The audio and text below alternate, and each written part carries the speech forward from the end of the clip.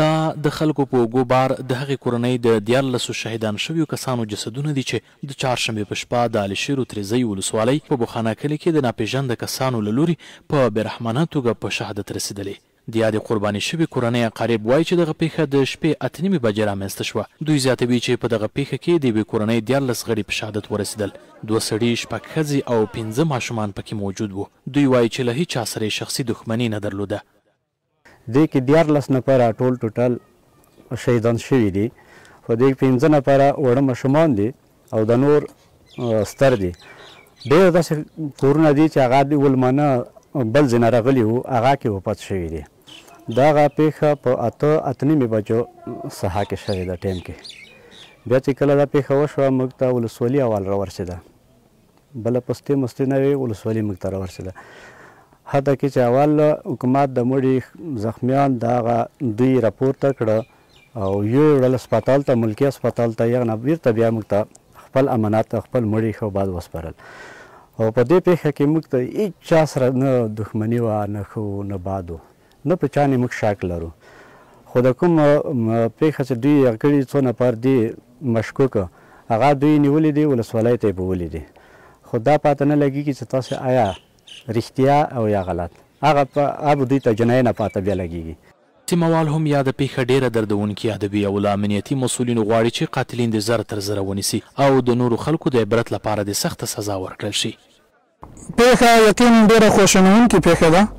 موږ د حکومت څخه ډېره په درنه غوښتنه کوو د امنیتي ځواکونو څخه چې دغه عاملین باید زر تر زره ونیسي، تر څو د ټولو مسلمانانو خصوصا د افغانانو د مقابل کې او د دوی په مخ کې په دار وځړول شي چې په همدا وخت کې بیا داسې پیښې او داسې کوم ناوړه کارونه بل څوک باید ونه کړي. او یقین وکړه که نه چې دا کوم وخت دا پیښه ترسره شوې، هغې نه بعد ډېر سخت توپان راغلو که نه، او د باران څاڅکي او د الله پاک داسې یو قهر راغلو که نه چې ټوله سیمه مکمل خوست داسې ولړزولو.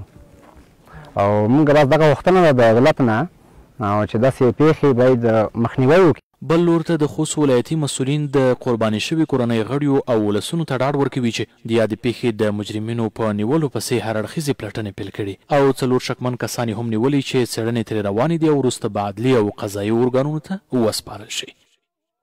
دا چې تقریبا د شپې 8:30 بجې ټیم و پیښه رامنځته شوه چې موږ سره رابطه وشوه چې اجل 9:30 بجې موږ ځانونه ورسول ساحې ته. د موږ سره د صحي امریاتو ټیم او تقریبا د صحت امانه 4 امبولانسونه او سره د موږ سره د جنایي بررسۍ ټیم او ټول ساحې ته ځانونه ورسولو. الحمدلله ولته مو ټوله بررسي وکړله او د پیښې عاملینو پسې مو هڅې روانې کړې، ملګري مو ټول تقسیم کړل. نو تر سهاره پورې هلته موږ په سهار کې موجود وو. د سهار په 7 بجو تقریبا کوم مشکوک کسان چې وو چې هغه مطلوب وو هغه موږ لاسته راوړل.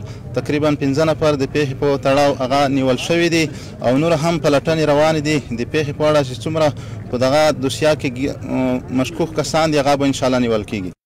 د یادونې وړ ده چې د چهارشنبې په شپه د خوست سرحدي علشیر ولسوالۍ کې نامعلومو وسلوالو کسانو د یوې کورنۍ 14 کسان چې ښځې او ماشومان هم پکې وو په بېرحمانه توګه په ډزو شهیدان کړل.